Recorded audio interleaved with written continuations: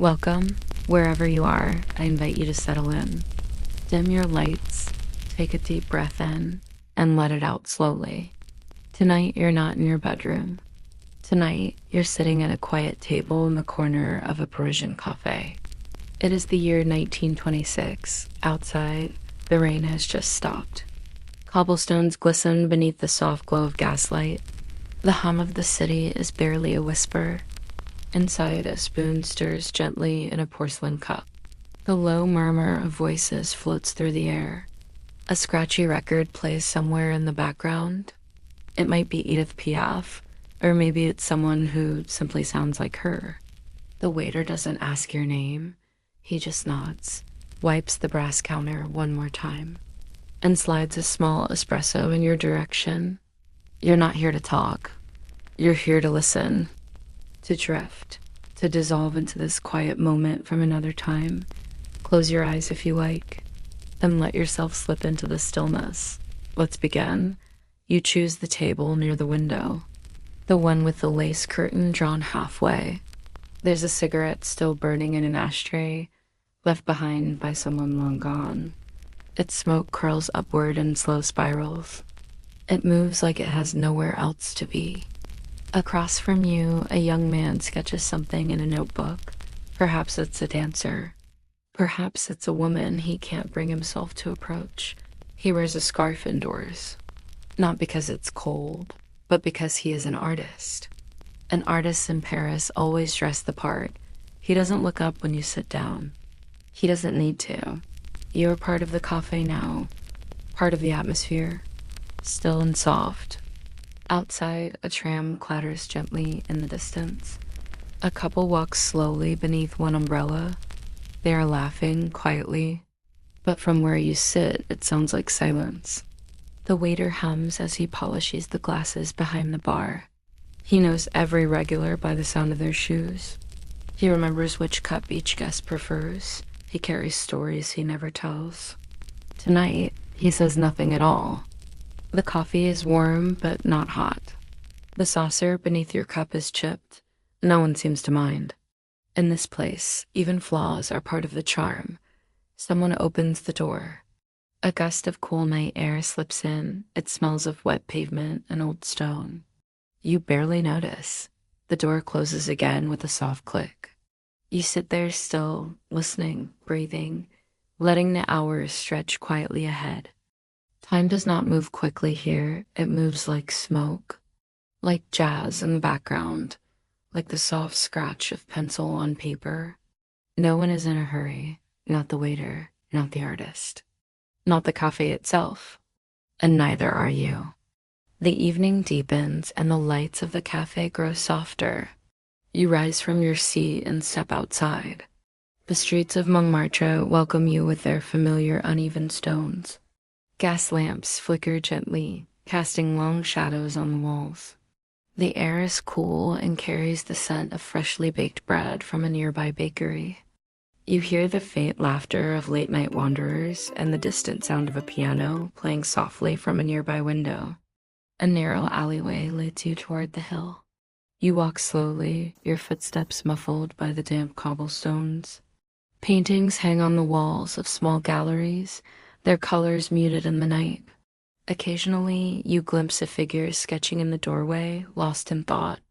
A stray cat crosses your path, pausing to watch you with curious eyes before disappearing into the darkness.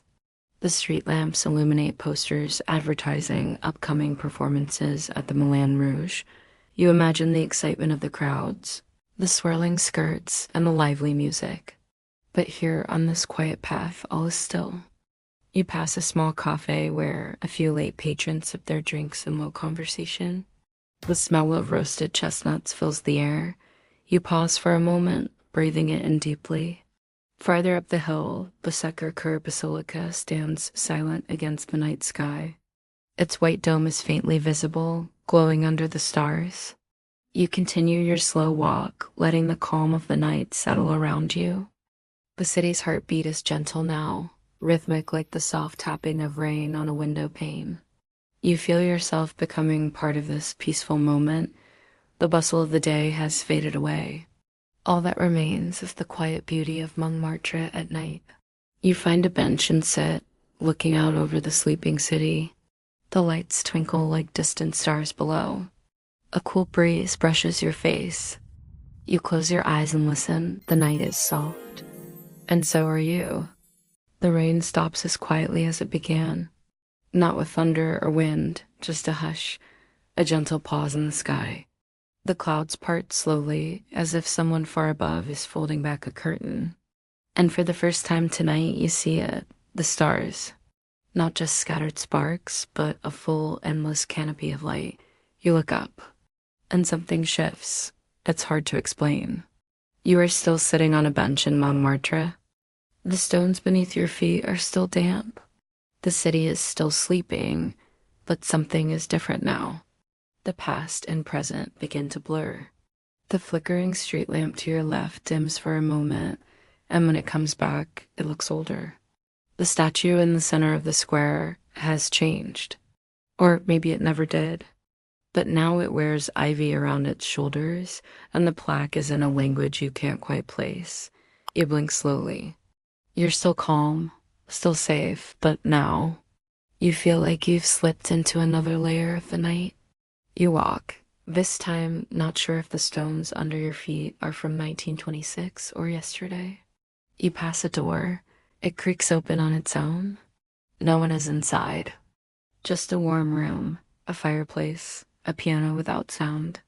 You keep going. You pass a man reading under a street lamp. He turns the page with slow, careful fingers.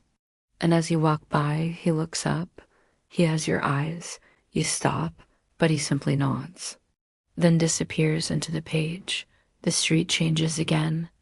Now there are horse-drawn carts parked along the side. A woman in a hat and gloves is laughing softly.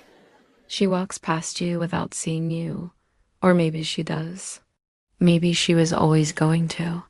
You walk until you reach a doorway with no sign. You open it. Inside is the cafe. The same one from the beginning. The smoke curls in the air again.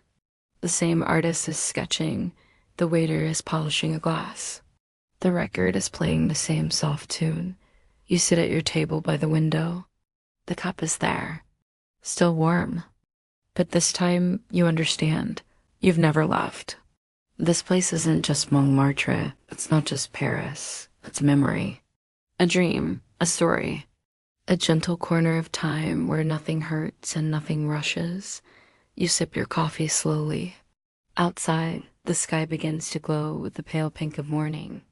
The light touches the rooftops first, then slides down the windows, warming the glass. You feel it on your skin, but it doesn't wake you. You are already resting, already drifting. The city exhales around you. It's okay to let go now. It's okay to sleep. You are safe here. You're a part of this night, part of this story. And when you wake, it will still be waiting for you. But for now, let the music fade. Let the candle burn low. Let the silence hold you. And sleep. The morning light creeps softly down the narrow street. It doesn't hurry. It stretches slowly, brushing over shutters and balconies and rooftops like a memory trying to return. Inside the cafe, the chairs remain tucked under the tables. The same soft record plays. The same cigarette smoke floats, untouched by time. The artist is still sketching, but now his paper is full.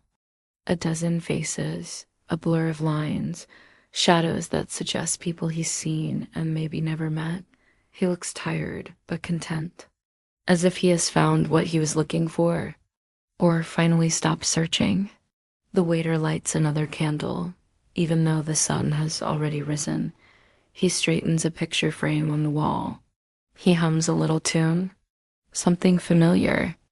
You realize it's the same melody the man with the guitar had played outside the basilica. The cafe door opens again. A woman steps in, carrying a bouquet of wildflowers wrapped in paper. She places a few stems in a chipped glass on the counter. Then she sits. She says nothing.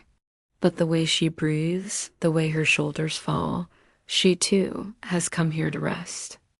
You notice a man asleep at the far corner table. His coat is draped over his lap, his coffee untouched. No one wakes him. The cafe allows sleep. It welcomes it. You stay a little longer. You feel the way time folds here. How the present seems to carry whispers from 100 years ago. How the cups and saucers and tables hold stories in the worn wood and chipped edges. You reach into your pocket. You don't remember doing it, but there's a slip of paper there. You unfold it. It's a note. In handwriting you don't recognize. It says, "You've been here before." And somehow you believe it. You glance at the door, the one you entered through. It's still open. Outside, the sun is higher now. But the street is empty. You stand. The chair doesn't creak. Your footsteps barely echo. The woman with the flowers watches you, not in alarm, but with a quiet understanding. You step outside. The city is no longer asleep, but it hasn't fully woken either. It is the hour in between, the space where dreams and reality overlap, where memory becomes something you can walk through. The bakery door opens and a boy steps out carrying a basket of fresh bread. He whistles softly, weaving through puddles left by the night's rain. He doesn't see you, but you hear the song he's whistling, the same one that played on the record inside. You follow a small side street, the kind of street that never makes it onto postcards, but it feels familiar anyway. Stone walls covered in ivy, a bicycle propped against a stairway, a woman hanging laundry in complete silence. The cloth flutters gently in the breeze. You reach another bench, different from the first. This one overlooks a garden, wild, untamed. Poppies, lavender, something sweet you can't name. There's no sound here but the wind and your own breath. You sit, you close your eyes again. And in that moment, time does something strange. You feel it slow down, you feel it soften, like warm cloth slipping through your fingers. You remember a voice, maybe your own, saying you needed rest. Not the kind that lasts an hour, but the kind that holds you, that lets you drift until you feel whole again. This is that place. This is that moment. Nothing asks anything of you here. Not the street, not the sky, not the past, not the future. You are simply allowed to be, to breathe, to sit in this garden above a dreaming city, to let the last layers of thought dissolve. You listen to the rhythm of the breeze, to the rustle of petals, to your own heartbeat slowing. And without meaning to, you smile. Not because of anything big, just the quiet comfort of stillness. You lean your head back. You feel the sun begin to warm your skin. The morning opens gently, without noise, without expectation. Somewhere below, a tram clatters again. But it's softer now, farther away. Your body relaxes. Your shoulders sink just a little more. Your thoughts quiet, like pages turning slower and slower, until they stop altogether. You let go of the bench, let go of the city, let go of the cafe, of the candlelight, the coffee, the music, and you let the story close, gently, quietly, like a door being shut behind you as you drift into sleep. Somewhere a bell rings once, not sharp, not loud, just a soft chime carried by the breeze. You don't know where it comes from. Maybe a distant chapel. Maybe a shopkeeper unlocking his door. Maybe just the memory of a morning long gone.